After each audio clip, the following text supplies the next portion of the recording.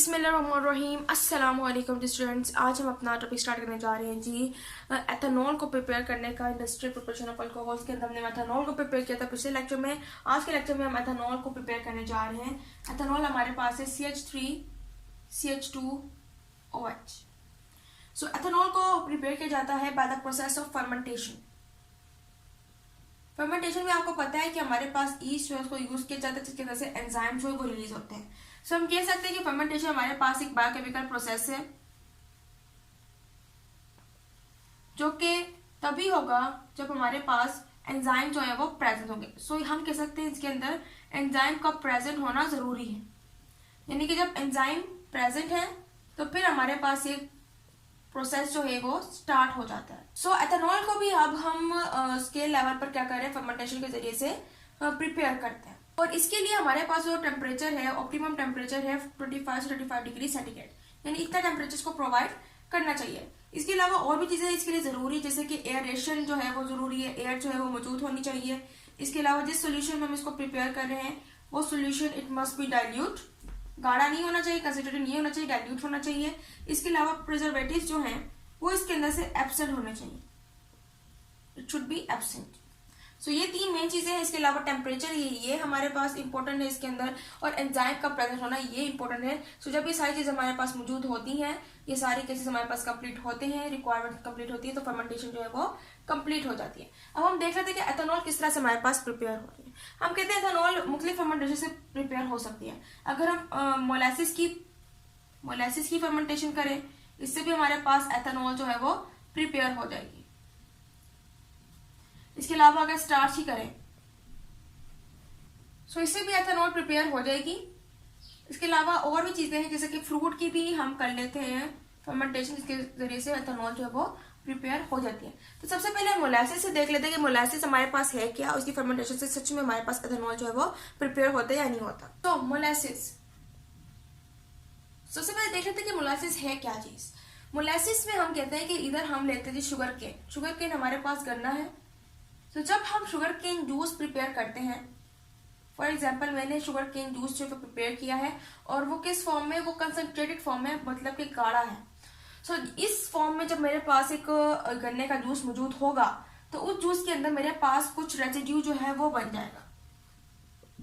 कुछ रेजिड्यू जो है वो क्या होता है, बन जाता है, फॉर्म हो जाता है, जिसको हम कहते हैं शुगर क्रिस्टलाइजेशन, या फिर शुगर क्रिस्टल्स भी हम क्या कहते हैं, बोल सकते हैं। सो शुगर क्रिस्टल जो है वो कंसंट्रेटेड शुगर केन जूस के अंदर फॉर्म हो जाती है, जो मेरे पास एक्ट कर रही होती है एज अ रेजिड्यू। सो इसी शुगर क्रिस्टल्स की हम क्या करेंगे, फर्मेंटेशन करेंगे, और यही हमारे पास शुगर क्रिस्टल्स क्या कहलाते हैं, मोलासिस। ओके और इसी की हम क्या करेंगे, फर्मेंटेशन करेंगे, जिसकी वजह से हमारे पास एथेनॉल जो है वो प्रिपेयर हो जाएगा। हमारे पास हम लेते हैं कि हमारे पास मोलासिस क्या है, C12H22O11, ये हमारे पास मोलासिस है। इसके अंदर हम वाटर का एक मॉलिक्यूल जो ऐड कर लेते हैं, एन नंबर ऑफ मॉलिक्यूल जो है वो वाटर के वो ऐड कर देते हैं। तो अब हम मोलासिस की फर्मेंटेशन करने जा रहे हैं एथेनॉल को प्रिपेयर करने के लिए। सबसे पहले हमारे पास मोलासिस का जो फॉर्मूला है, जो कि हमारे पास शुगर क्रिस्टल्स बने थे उस जूस के अंदर, वो है C12H22O11।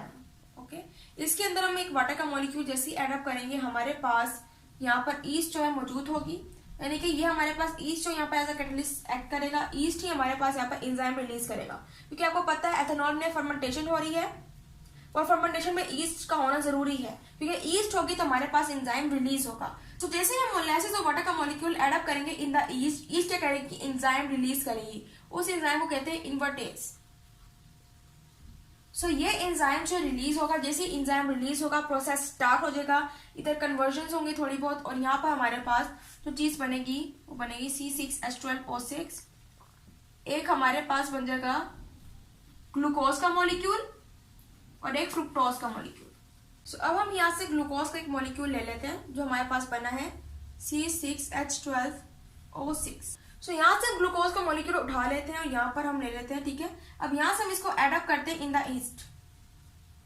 ओके फर्दर प्रोसेस कर रहे हैं, जो ग्लूकोज बनी है उसी में से एक मॉलिक्यूल उठाकर ईस्ट के अंदर जैसे ही एडअप करेंगे हमारे पास एंजाइम रिलीज हो जाएगा, जिसको हम बोलते हैं जाइमेस। जैसे ही जाइमेस नामी एंजाइम जो रिलीज होगा, प्रोसेस जो स्टार्ट हो जाएगा, सो फौरन हमारे पास एथेनॉल जो वो प्रिपेयर हो जाएगी, CH3CH2OH, या फिर हम इसको यूं भी लिख सकते हैं C2H5 OH। सो इसके मेरे पास 2 मॉलिक्यूल्स प्रिपेयर हो जाएंगे, इसके अलावा 2 कार्बन डाइऑक्साइड के मॉलिक्यूल्स भी क्या हो जाएंगे मेरे पास प्रिपेयर हो जाएंगे। इस तरह से मेरे पास इथेनॉल जो है वो क्या हो गई है, बन गई है।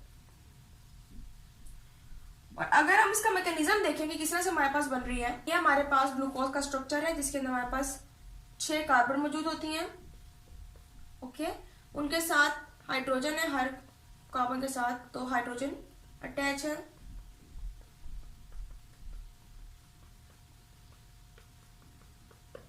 ओके, और 6 ऑक्सीजन जो है वो मौजूद है। मैं इसको इस तरह से यहाँ पर शो कर देती हूँ। ओके, सो अब यहाँ पर मेरे पास एक ग्लूकोज का पूरा स्ट्रक्चर जो है वो मौजूद है।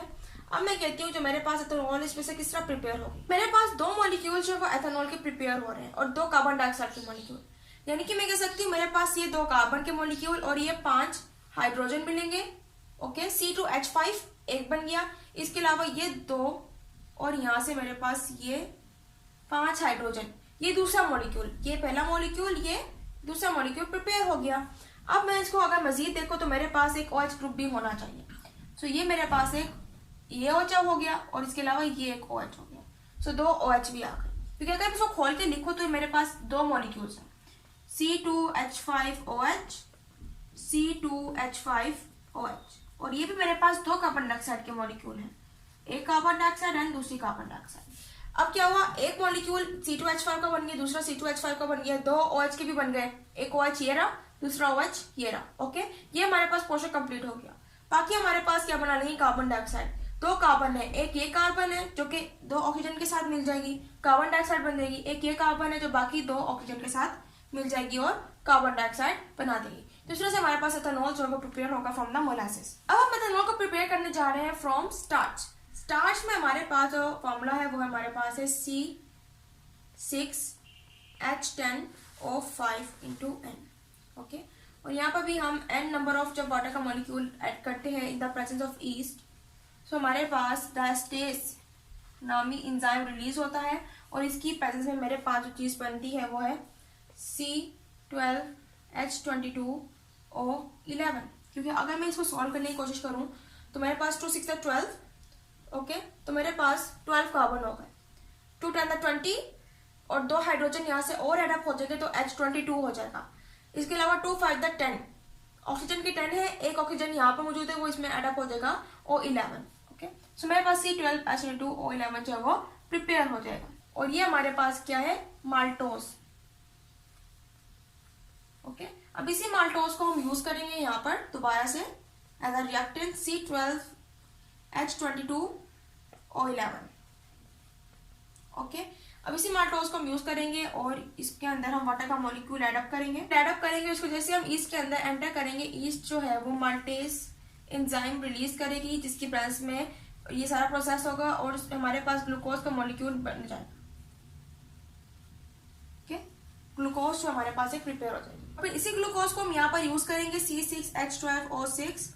ओके, जैसे ईस्ट के अंदर डालेंगे आपको पता है कि जिस तरह के जैसे हम ग्लूकोज को इसमें डालते हैं हमारे पास जाइमेस एंजाइम रिलीज होगा, जाइमेस के बनते ही हमारे पास यहाँ पर एथेनॉल जो है वो प्रिपेयर हो जाएगा, C2H5OH के 2 मॉलिक्यूल, इसके अलावा 2 कार्बन डाइऑक्साइड के मॉलिक्यूल। ओके, सो बेसिकली क्या हो रहा है, स्टार्च लिया है, स्टार्च के अंदर वाटर का मॉलिक्यूल एडअप किया है, डायस्टेस एंजाइम रिलीज हुआ है और माल्टोज प्रिपेयर हो गया। जैसे ही माल्टोज के अंदर वाटर का मॉलिक्यूल ऐड करेंगे इन the presence of east, maltase enzyme release होगा और ग्लूकोज के 2 मॉलिक्यूल प्रिपेयर हो जाएंगे।